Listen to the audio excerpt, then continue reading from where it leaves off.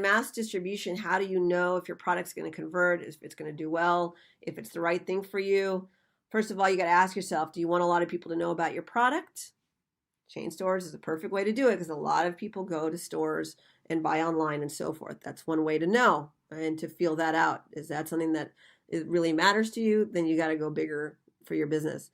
Another question is, are you willing to take steps toward long-term health of your business? Again, if you ever want to sell your company, adding a few retail accounts, investors are looking for products that have overall strategy that's healthy, meaning that it's in stores, it's online, it's got different strategies in case Amazon, something happens, they'll know that the business is still afloat.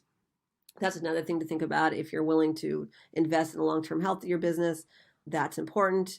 Another question to ask yourself is, do you think a mass audience will love your product? I talked about all this stuff before, but I want to reiterate how important it is for you to have the belief and the knowing that this is right for you, and then there's solutions around that. So if you believe a larger audience will love your product, that it's not so niche that nobody would buy your product on a larger scale, that's where retail chains come into play. That's something to think about. If you're walking stores, you see a lot of people would probably buy your product. Yes, definitely consider retail chains as a strategy. Could you see your products on store shelves when you're walking around stores? Could you actually believe that your product would be great there? That's a great consideration. Are you willing to push your misconceptions aside with retail chains, meaning it's hard, it's complicated, it's difficult, it's miserable, whatever it is?